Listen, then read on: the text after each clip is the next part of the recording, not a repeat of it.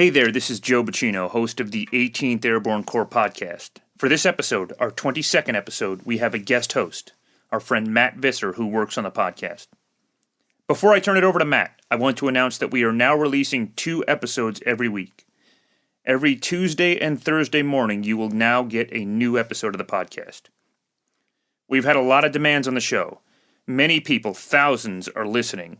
Many people are talking about the show. There are a lot of interesting people who want to appear on the show, and we have a lot of content to get out. As a result, you're now going to get 2 episodes a week. Thanks for listening. Broadcasting from the center of the military universe, Fort Bragg, North Carolina. This is the 18th Airborne Corps podcast, the official podcast of America's Contingency Corps.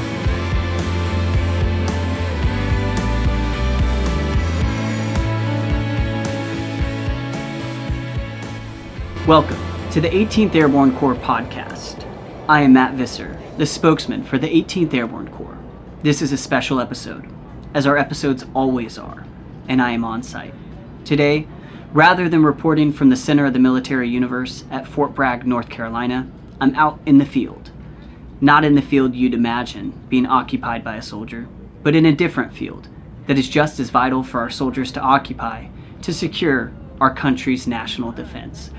This field has been a court to players like Michael Jordan, a proud North Carolinian Tar Heel who has played numerous games at this center. Jordan, as we all have affectionately come to know him, is a fan of the Sky Dragons, as he is the younger brother of James Jordan Jr., who served as the Command Sergeant Major of 18th Airborne Corps' 35th Signal Brigade during OIF-1. This is where Michael's retired jersey hangs from the rafters. As I walked through the entrance, I was reminded that in addition to a court, this field has also been an arena that houses one of the greatest hockey teams in the National Hockey League, as I recalled while passing the statues of the Golden Jet, Bobby Hull, and his Chicago Blackhawks teammate, Stan Mikita, both legends of their time. I'm seated outside an arena that under non-COVID mitigation measures welcomes 23,500 Chicagoans to attend concerts, Chicago Bulls games, and Chicago Blackhawks matches. These grounds have been occupied by presidents, vice presidents, first ladies, and second ladies of the United States of America. It has welcomed performances by Bruce Springsteen, Janet Jackson, Iron Maiden, Adele, Lady Gaga, Paul McCartney, Celine Dion, Jay-Z, and our favorite brothers here in Chicago, the Blues Brothers, just to name a few. Oprah Winfrey has engaged in some of her most notorious interviews in this very center. I'm at the United Center in Chicago, Illinois. You're listening to episode 22, Vaccinating Chicago. You may hear the train in the distance, the voices of Chicagoans arriving for one of the 2 doses of their vaccine. It is at the United Center where I find myself this morning, a center that's been transformed into a federally ran vaccine distribution clinic that offers up to 6,000 vaccinations per day. This morning, what you hear resembles the sound of a pace that has been sustained since becoming operational 3 weeks ago. Everyone here is busy. You can hear employees of the Federal Emergency Management Agency. You can hear volunteers. And you can hear the soldiers of the 18th Airborne Corps. Collectively, these public servants are collaborating to help propel our nation's mission to combat the invisible enemy, to reduce the spread of COVID-19. The sound you hear is not reserved for Chicago, as soldiers from 18th Airborne Corps are serving urban and surrounding communities in the same capacity in Orlando, Cleveland, and Atlanta.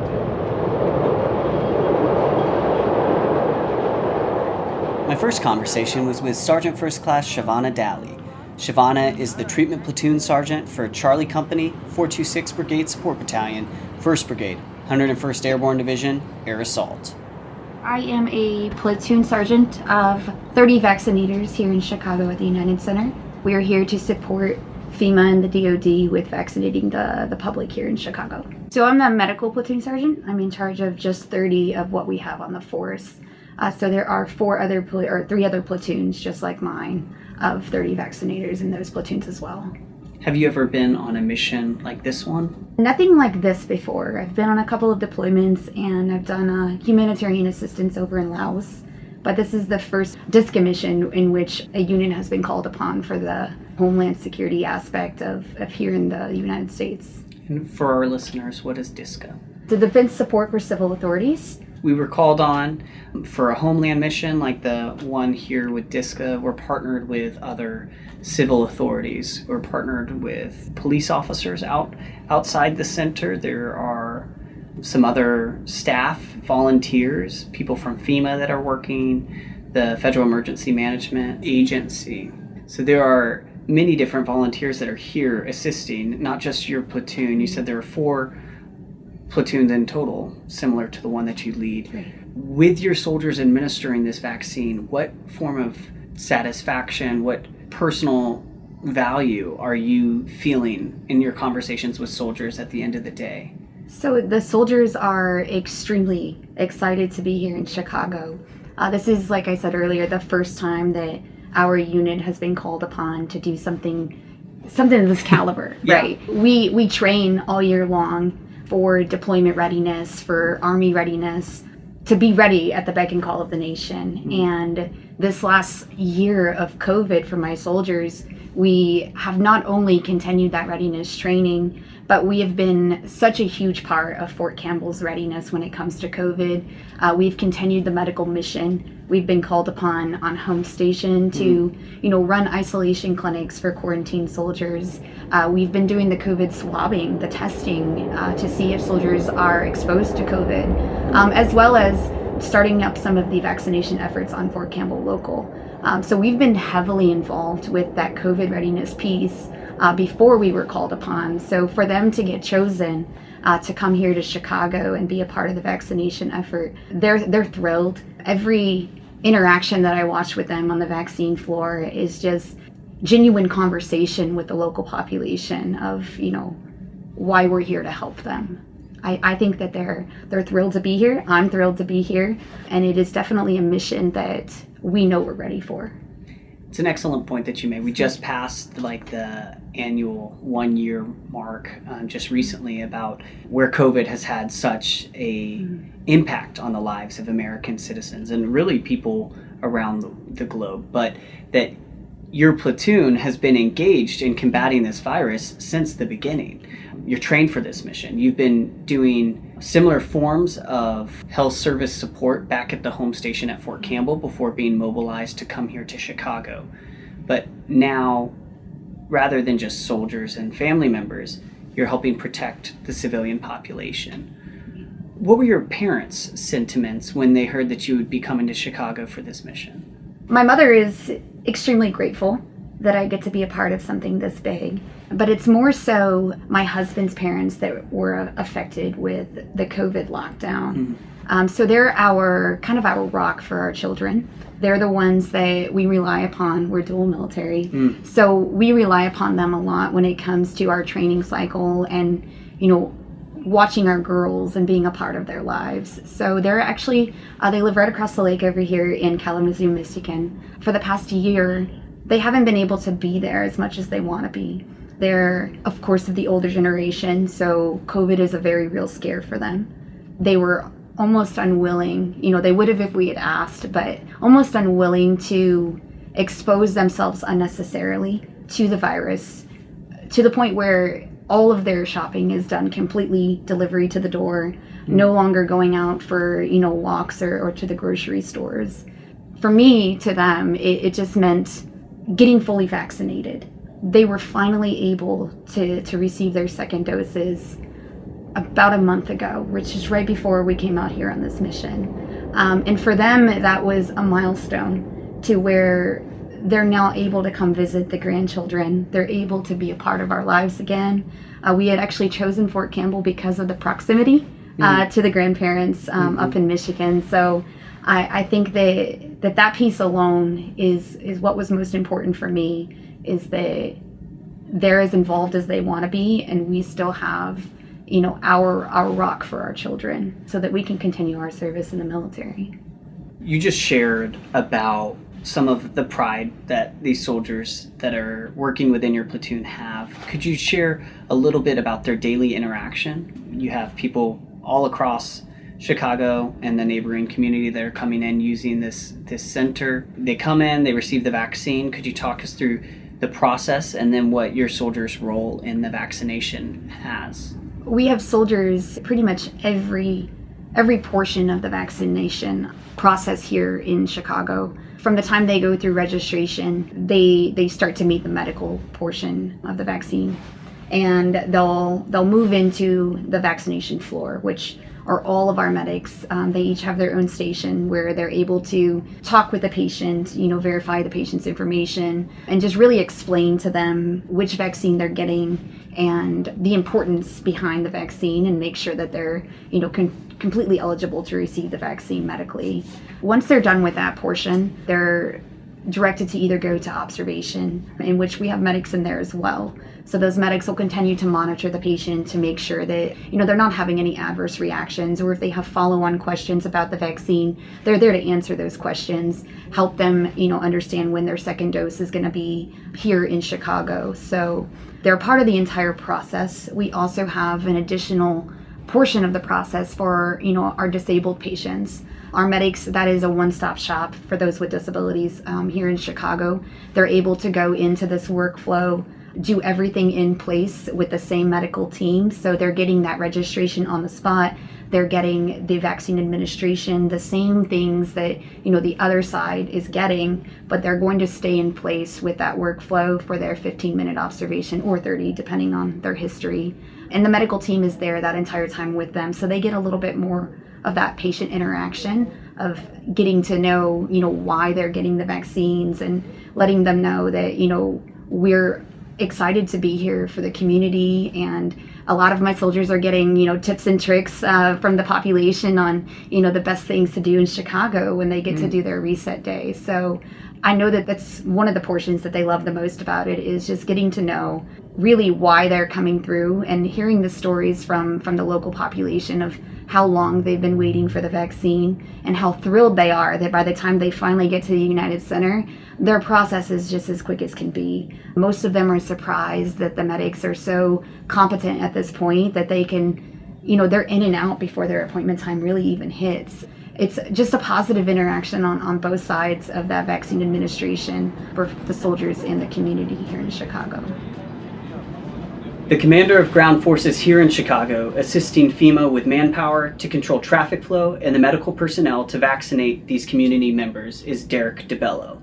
Derek is an active duty lieutenant colonel and the battalion commander of 426 Brigade Support Battalion, and the senior logistics officer for 1st Brigade Combat Team, commonly known as Bastogne, 101st Airborne Division, Air Assault.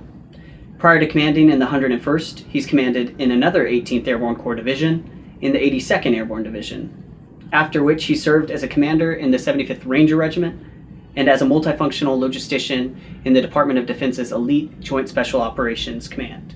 Derek, welcome to the show. Glad to be here. As America's Contingency Corps, 18th Airborne Corps has been called on to answer the call by mobilizing forces supporting nearly every operation in modern history. In that capacity, the trust given by the American people, the resume of our Corps is not exclusive to combat. We've also mobilized numerous times to serve our communities within the continental United States. Why do you assess the Department of Defense elected to choose 18th Airborne Corps for this crucial moment for our nation?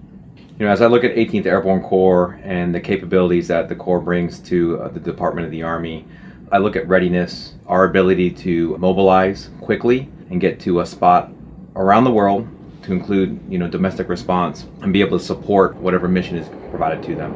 Earlier this month, when notified of the mobilization of your battalion for this mission, you shared the 101st has a long history of answering our nation's call, which at times has been to support civil authority here within the U.S., adding that you would take this mission on with the same level of energy and focus as any other operation.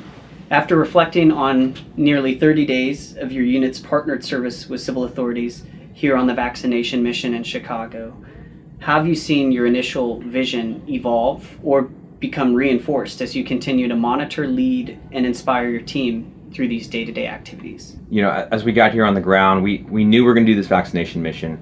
We didn't know how we were going to do it. integrating with, the city of Chicago. We brought some best practices and some ideas to the table. They had a format they wanted to adhere to. Ultimately, we came up with a very solid plan, I believe, that was able to introduce and maximize the throughput on a daily basis. And then just recently opening up a drive-through facility as well. So members of Chicago and the state of Illinois can now, get their vaccination here multiple different ways. As we envision what it looks like today, we could not have envisioned this 30 days ago. But the core tenet is still there, which is being able to come in to a DISCA support operation like this and be able to help our citizens. It's been truly rewarding for us. So, sir, you just talked about maximizing your throughput by opening up the drive-through. Previously, you had already established an American Disabilities Act station for those that may have additional complications aside from being at risk that have been coming through. With the drive-through, you are encouraging Chicagoans that have vehicles to be able to come through with limited exposure to those that are administering the vaccine. Have you seen that increase your throughput? So we've it's only gone up since we've opened up drive-through, and even then when we opened up drive-through, we started with a small number just to make sure that we were set in our processes. And every day we kind of amp that number up. But the target audience there for drive-through is just exactly what you said. But I also throw in there, maybe families who have children that they can't maybe leave at home. They don't have a babysitter, so they're able to facilitate a movement through very quickly to get their vaccination and then move on with the rest of their day. We've seen that a handful of times as well.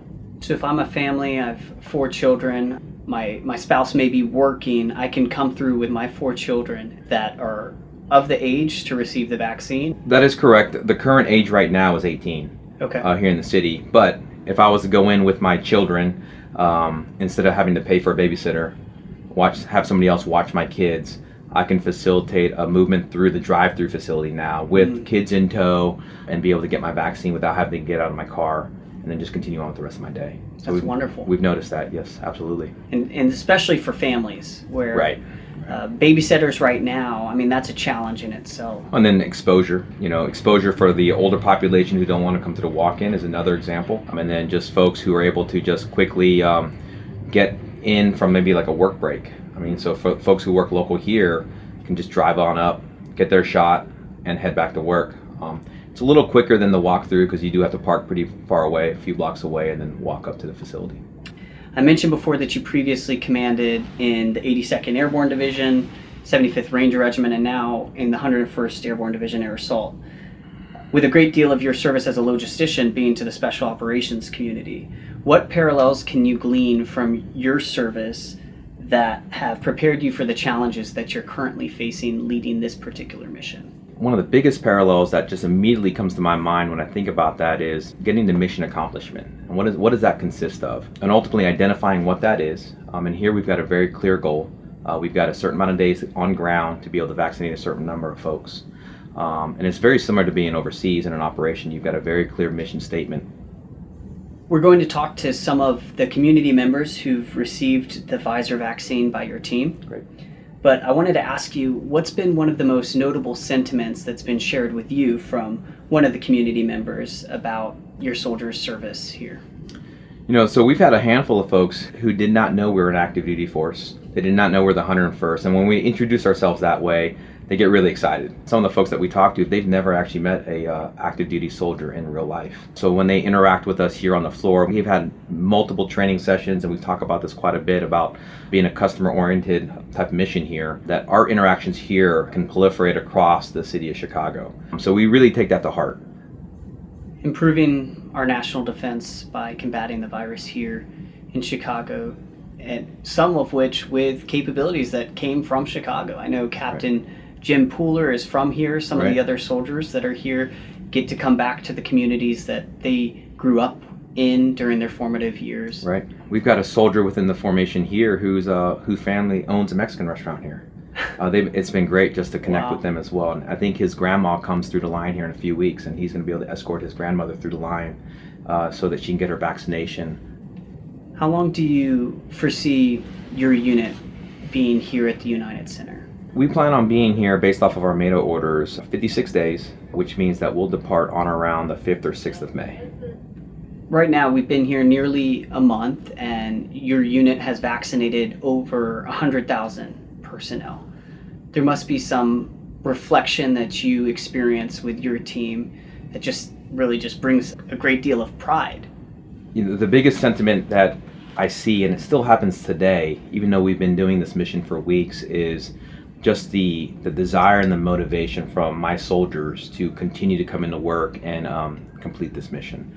Whether they be vaccinators on the vax floor, working out in the drive-through or the ADA area, everybody comes in highly motivated, and even with the monotony of this mission, it can get to some soldiers, but we've been very fortunate here, and a lot of the soldiers here are really excited to continue doing this mission. And that's what I really see, and I'm really thankful for that. Up next, we'll hear from Jeremiah Johnson. Jeremiah is a staff sergeant and the non-commissioned officer who's entrusted with the registration portion of the COVID vaccine site here. Jeremiah, welcome to the show. Thank you for being here. Thank you for having me. Could you talk to me about the process for registration, just briefly, so the audience can hear about what that consists of? Well, after they've been validated, their appointment is scheduled and validated through a QR code. They'll enter into the registration tent where they process through a very expedited queue line. They'll be directed to a station to where their last name, first name, date of birth is also verified. They're asked a series of 12 questions to include simple things, common medical things as far as allergies or if they've had the vaccine prior. But that's where they're registered through the system. The soldier then has them fill out a CDC card with their last name, first name, date of birth, and then they're directed towards vaccination. It seems pretty seamless. It is, sir.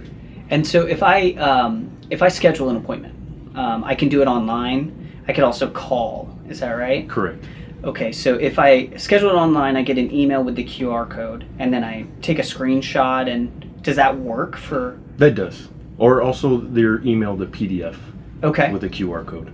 And I think I saw printers, so you add a level of accessibility for some who may not have a smartphone. Absolutely. Outside there's a help desk. If the QR code is unreadable or if they're perhaps not tech savvy, they're given a confirmation code. They can be directed to the help desk to where that information can be printed out for them. How many soldiers do you have helping with the registration process? Right now you're seeing approximately 6,000 community members that come through this particular site to receive a vaccine. How many soldiers does it take for you to run registration? Currently 23, to include myself. There's 20 stations open. There's 2 line monitors directing them in from validation and also out to vaccination. And there's myself as the overall observer to make sure the process goes smoothly. If there's any discrepancies or any issues, it's brought to my attention and it's corrected on the spot. So you are a non-commissioned officer who's deployed before. Correct. And where did you deploy? I've been to Syria, Jordan twice, Iraq, and Kuwait. So you have quite a great deal of experience on deployments. This is a deployment that is a very unique mission. Could you talk to me about some of the similarities that you're seeing? And would you say that this has a greater value? Well, as soldiers, we take an oath to serve the country, both foreign and domestic. Both missions have their own specific skill set and their application, and this is just as equally important as the fellows deployed downrange. In the distance, we can hear the sound of a bustling city, a city that you and your team have been responsible for vaccinating and allowing for them to get back to work. I really appreciate everything that you've been doing here, Jeremiah. Thank you for coming on the show. Thank you for having me.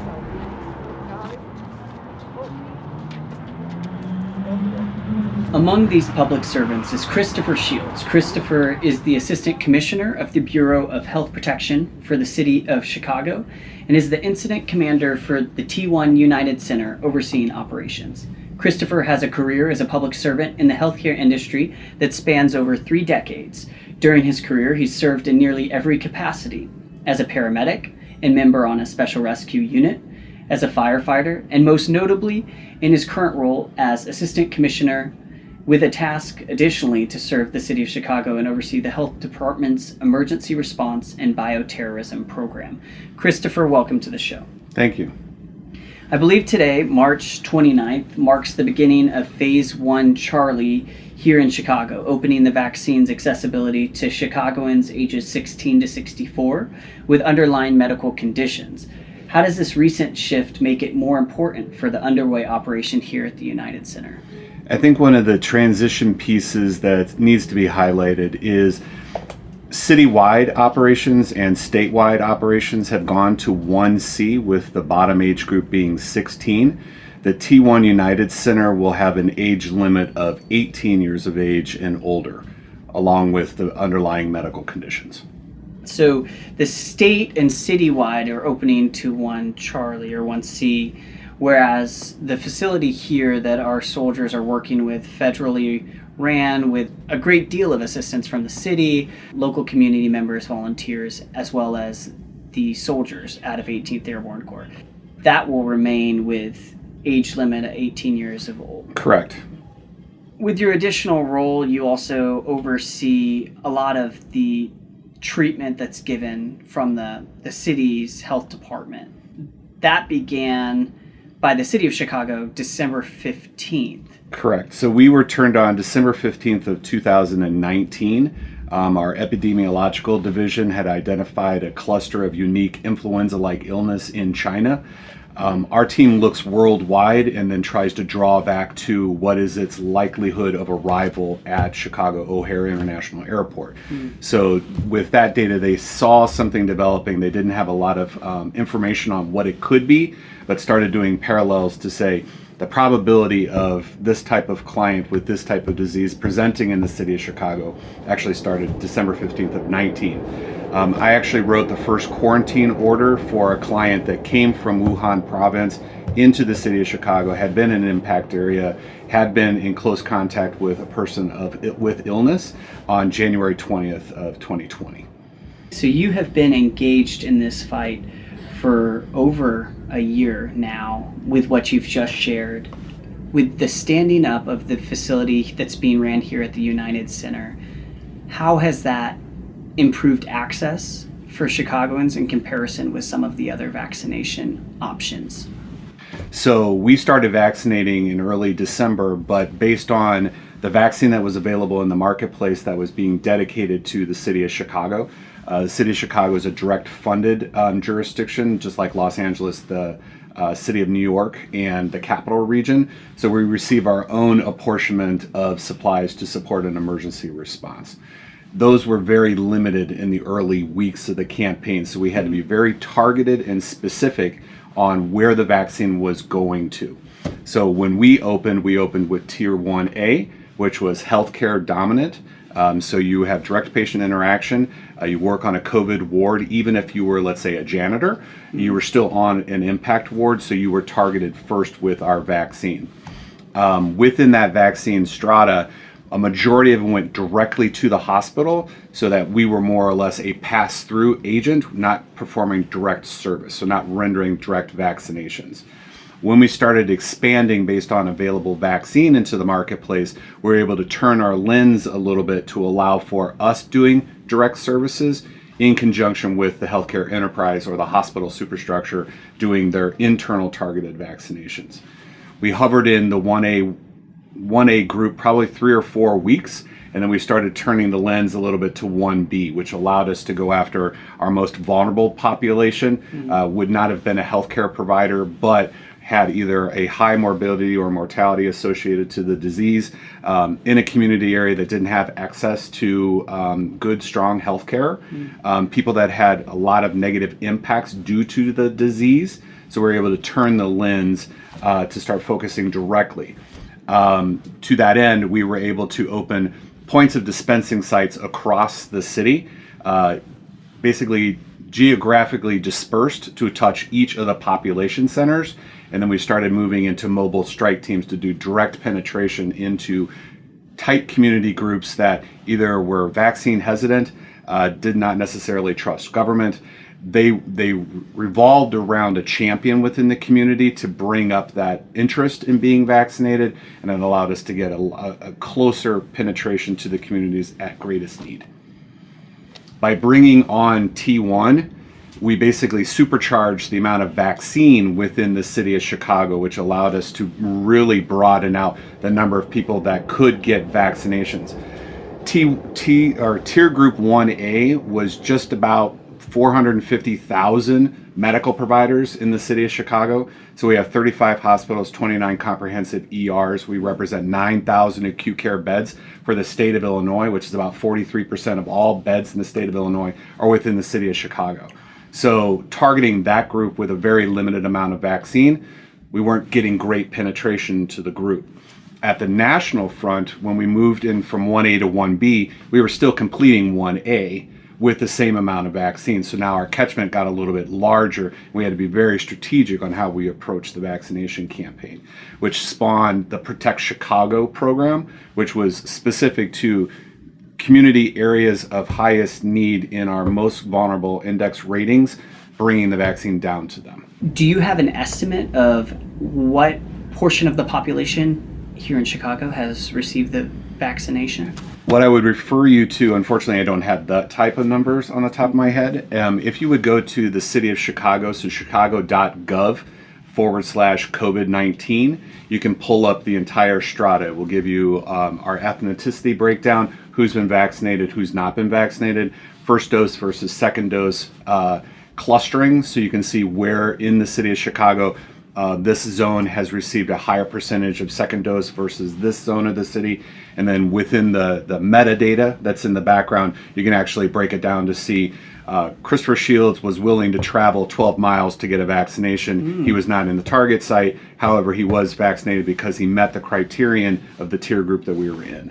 Basically, we have the Chicago Health Atlas, which has probably 120, maybe 140 social determinants laid in there. And we lay that over the entire city to say, if we had a heat emergency, who's going to be the most impacted? And we can turn things on, turn things off, and say, okay, it's going to be North Rogers Park, it's going to be Inglewood, it's going to be this, either based on how the community was built, what is the existing infrastructure in there, what is their health indice in there.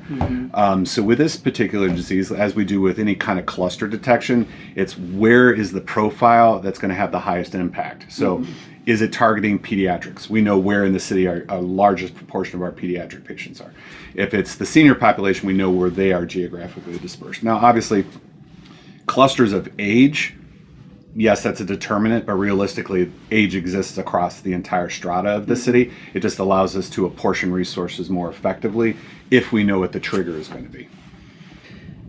If I was a Chicago resident, I have a couple options on scheduling an appointment. Could you talk me through that process?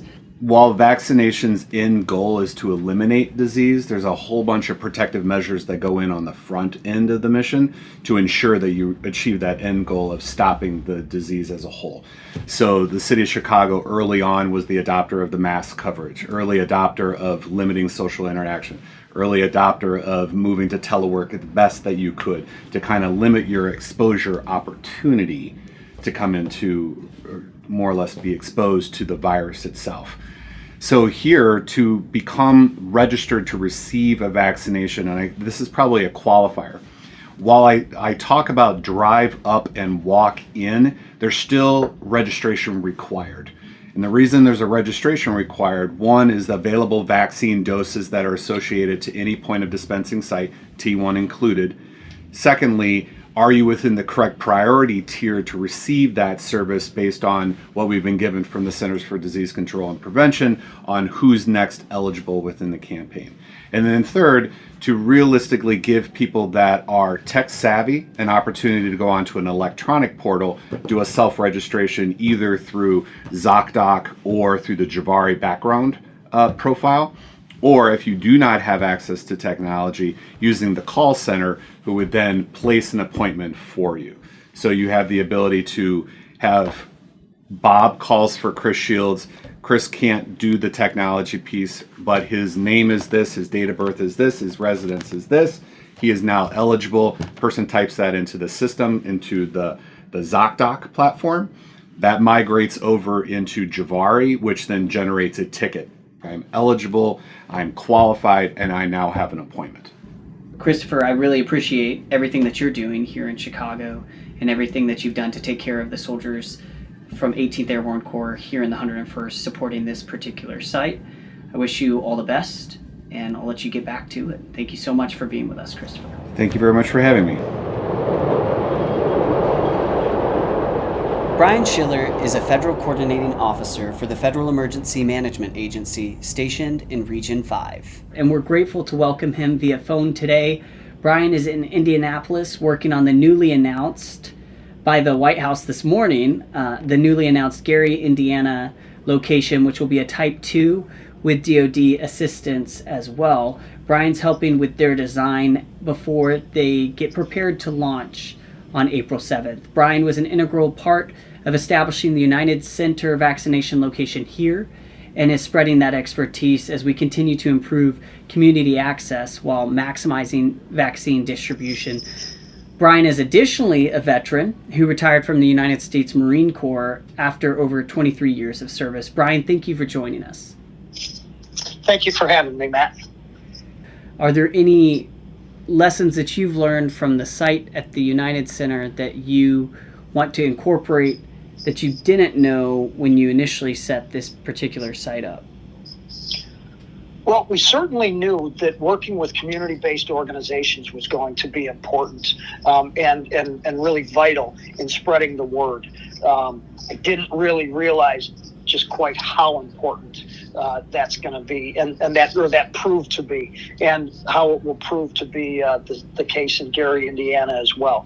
The community-based organizations, they are the lifeblood of these communities, and they know the pulse, and they can reach the folks where they live and where they worship and where they shop and where they go to school in order to give them the confidence and the understanding of the vaccination process and how they can register for the vaccination process, whether they have a phone or a computer or not, doesn't matter, because these community-based organizations will really help bridge the gap to the community and the vaccination effort.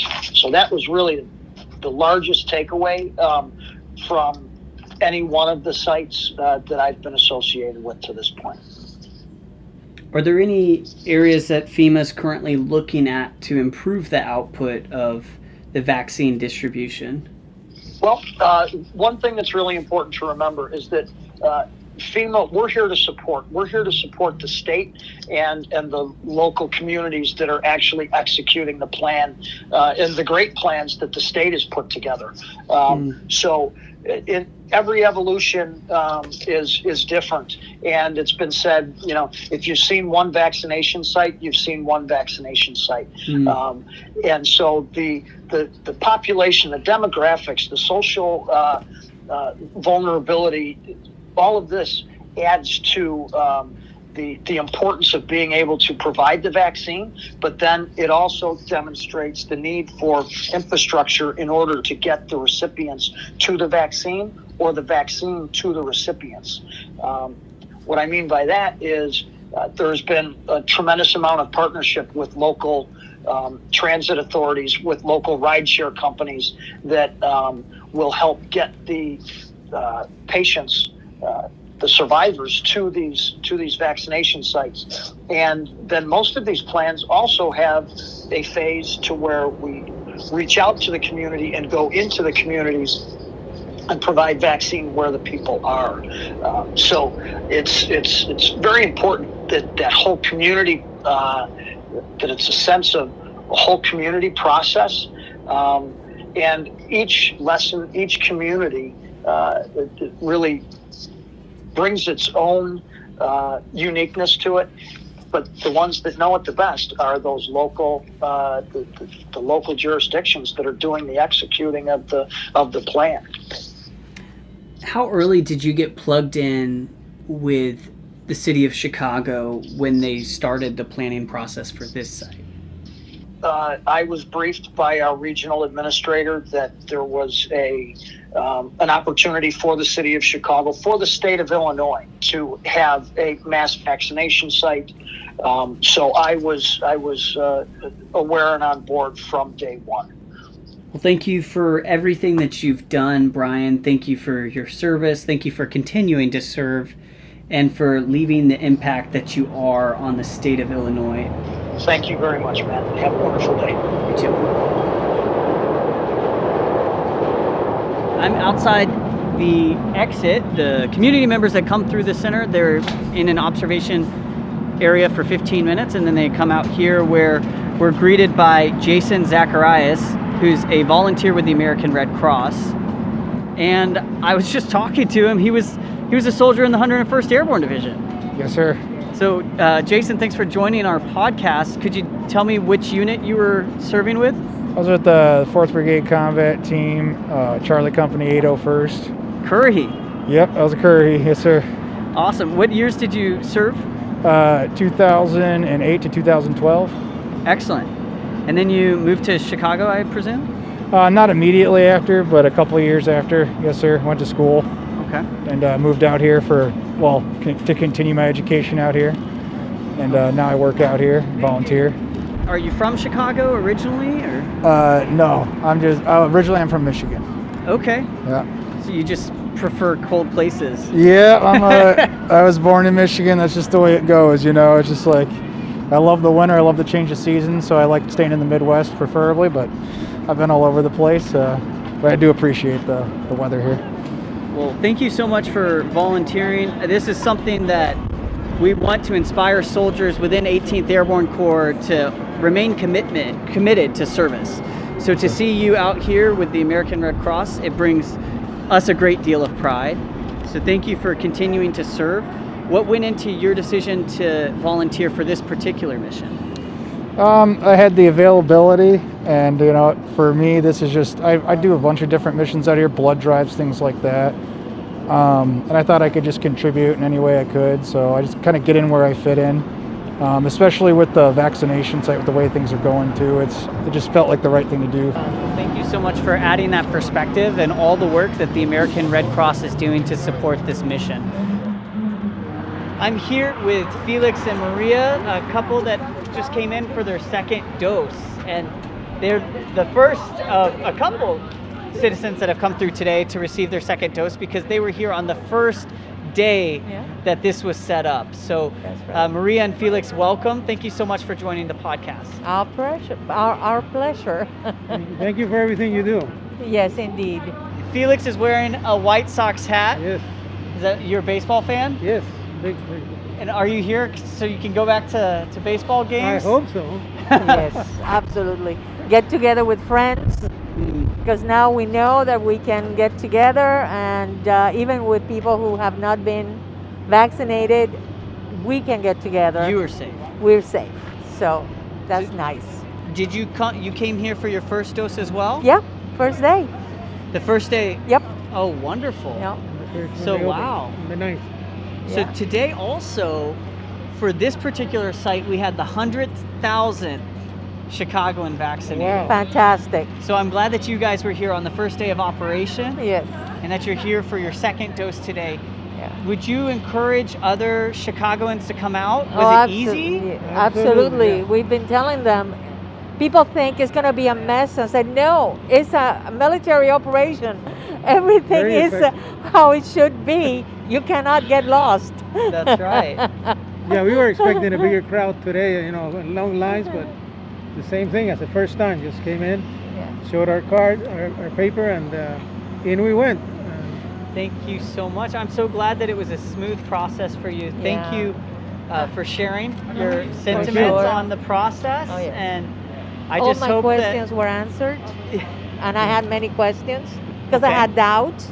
Okay. But they answered them all, and I was at ease, you know. So. So when you came in for your first dose, you had some doubts about the vaccine. Yes, because I have seasonal allergies. Okay. Every once in a while, I might get like solar urticaria all over my body, and they don't know the reasons. So I had fears. But my doctor told me if you haven't had any of those reactions when you take your regular flu vaccine or the pneumonia vaccine, then there's no reason to worry. And they told me here the same thing. So, I mean, they were able to make me feel at ease. I'm so glad to hear So that. it's really good. We're both cancer survivors. So, wow. Yeah. So. Wow. So you've been through a lot. You've been through Yes. cancer. Yeah. You've been through the COVID pandemic. Did either of you have COVID? Did either of you have COVID or have a family member with COVID? No. Thank God, no. But I did lose 2 cousins to COVID. So they were 82 and 84.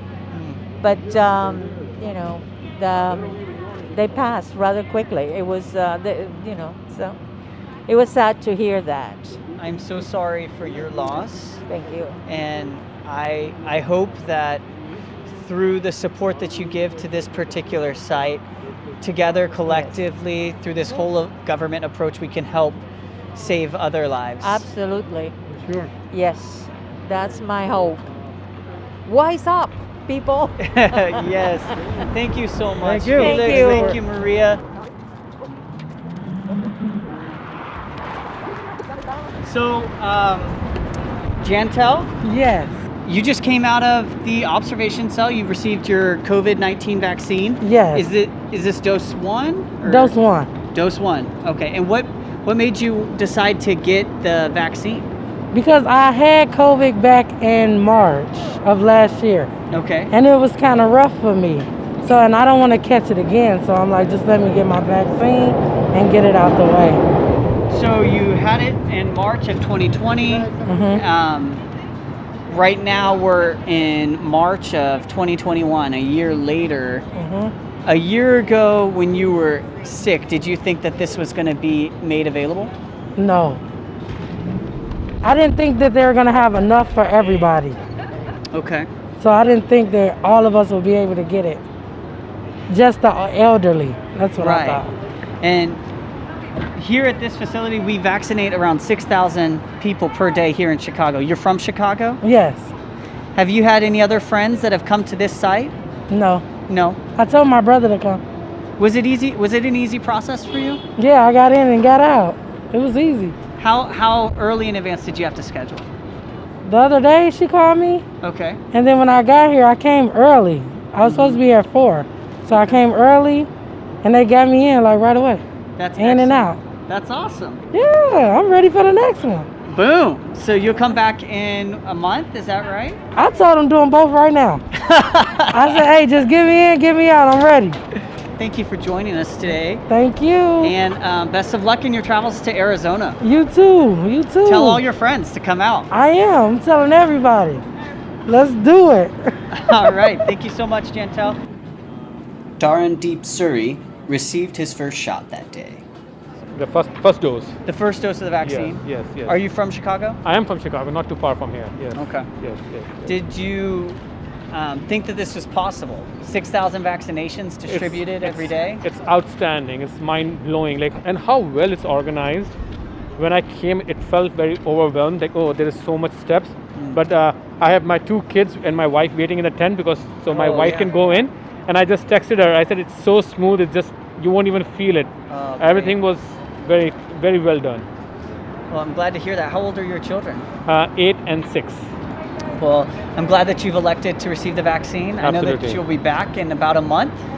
3 weeks, looks like 3 it. weeks Yeah. for second dose. And we're grateful that you came and participated, that you've opted to receive the vaccine. Yeah, thank you for doing this. Yeah, this is the right step in the right direction, you know. Thank you. Yeah. Would you encourage other Chicagoans? Absolutely. I mean, this is like a no-brainer, right? We all need to live beyond this. Yeah. I think. You won't hear anything, so I'm sorry.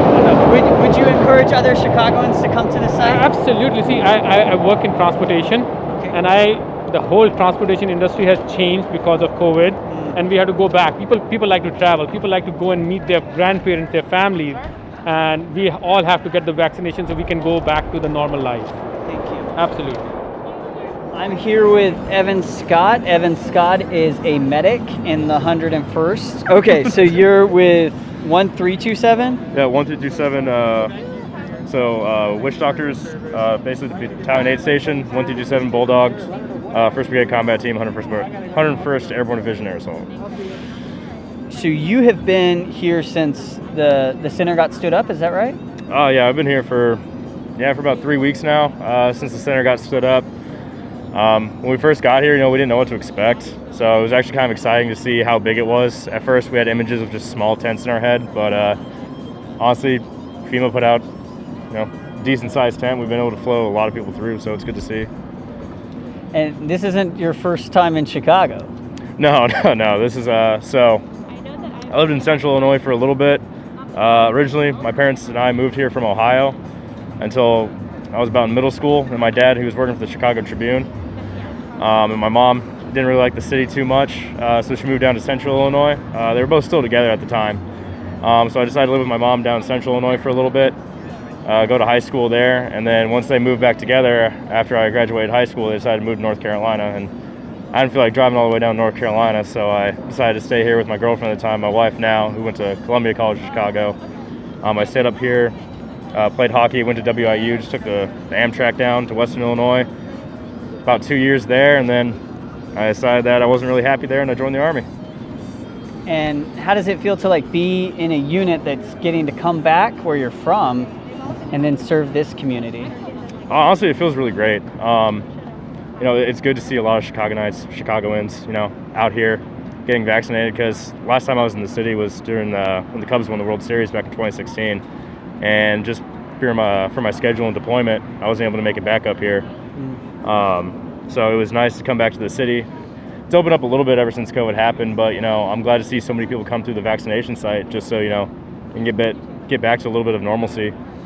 Could you share any of the sentiment that you've heard from some of the community members that have come through and received the vaccine? Oh, absolutely. Everybody here is very grateful. I haven't really seen too many faces that come through here that aren't excited to get the vaccine. A little bit nervous, sure, but for the most part, everyone comes in with a smile on their face, and even on days when it's long work days, that sort of thing, seeing the people here smile and be excited for something as small as a little 0.3 milliliter vaccine, it brings a smile to my face.